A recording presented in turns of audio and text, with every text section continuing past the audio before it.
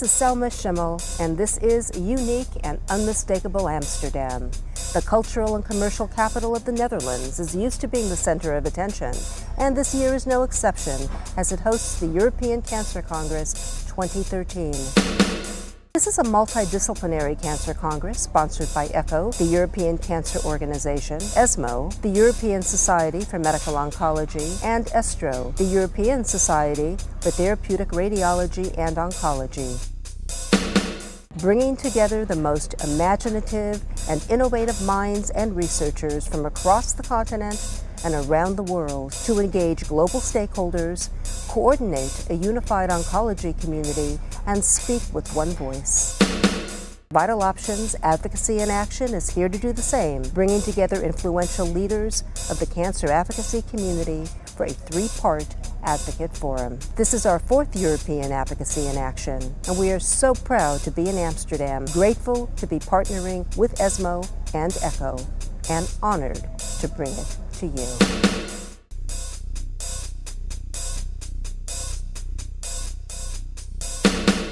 So Dr. Casali, after hearing all of this, how do you put it into context with the challenges of the differences across countries, policy issues, as you reflect on what you've heard? What can the advocate community do to help you and the research community? We all have the same goal, reach that end point. By the way, I perfectly agree with Marcus. I think that patients should be involved in the design of clinical trials and so on. Patients give themselves to research, gives their lives to research. So a clinical trial is a joint venture between several stakeholders, certainly patients first of all, and then other stakeholders. The problem is that clinical trials today, especially trials to get the approval of new drugs, are often global enterprises led by pharmaceutical companies. The pharmaceutical company is the sponsor of the trial, and generally the study design, the choice of the endpoints are made following a scientific advice received by the regulatory body.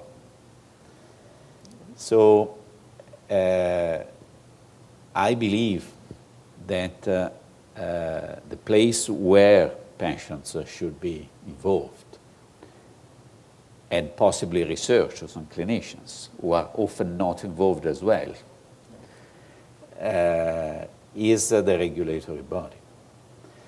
Because there, at the beginning of the development of a new drug in a given disease, there is the decision about the study design, the choice of the endpoints, and the decision of what will happen. Sometimes from the study design, you may understand what will happen to that drug in that disease in the next years.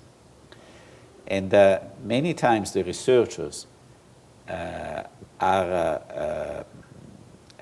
involved as consultants by pharmaceutical companies, but then the pharmaceutical companies go to the regulators and they get back and say, okay, but the advice we received from the regulators was different from yours.